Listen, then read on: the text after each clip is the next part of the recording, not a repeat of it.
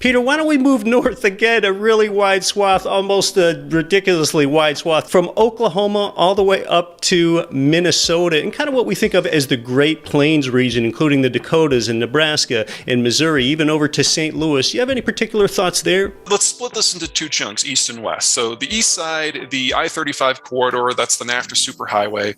The Texans have been very aggressive at expanding their manufacturing footprint and their draw for their supply chains to include Tulsa and Oklahoma City, because they need more population, and that's the only direction to go. You move north of Oklahoma, though, you're in a different world. The Twin Cities are the most isolated major metro that we have, and Iowa is largely rural or small town. There's only so much you can do with that. It's demographically stable. It's one of the demographically youngest parts of the country outside of Utah, but it's really not well hooked up into anybody else's systems. And I have a hard time seeing the Iowans and the Minnesotans changing their local culture to attract outside investment. And I say this as an Iowan. We have a very field of dreams approach to development. If you build it, they will come, and we shouldn't talk about it because that would be, rude. So I see no reason to expect those two states to not be stable, but I also don't expect them to experience any sort of outsized growth. The Great Plains, it's just a question of whether or not the local political leadership decides to go out and get something. Obviously, infrastructure is difficult because of the distances, but as you move closer to the Front Range, you start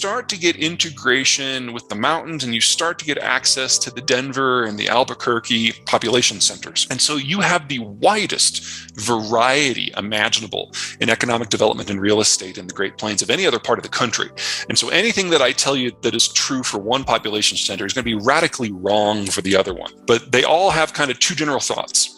Number one, you link in with a major metro. The Front Range, kind of like the Texans, has a labor shortage, and they will draw from wherever they can get it. Second, we're now getting Zoom communities throughout this entire area. People who not necessarily are relocating from New York City to South Dakota, but people who are in South Dakota who don't want to move to New York can all of a sudden still work for a New York company. Right. And we're getting these little clusters that we used to only see up and down the eastern seaboard popping up all over the Mountain West and all over the Great Plains, where you can have small little clusters of workers who just telecommute. It's a very different economic model.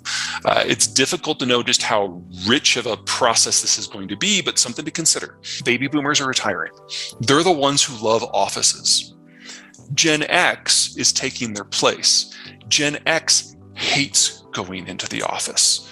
So all of a sudden, the people who are in charge of deciding work schedules and what to invest in commercial real estate have, as a generation, turned against the entire asset class. That means if you want to work from Nebraska, go for it. Yeah, office real estate has certainly been troubled. It's funny, as we've talked about most of the regions now, Peter, how labor shortage is a phrase that keeps coming up.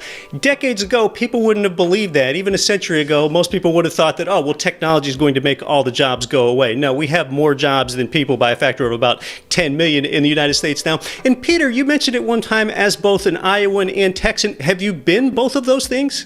Oh, I'm originally from Iowa, so I lived there till I was 18, and then I moved to Texas when I was 26, and I lived there for 19 years. I'm now in Colorado. You can watch this one next.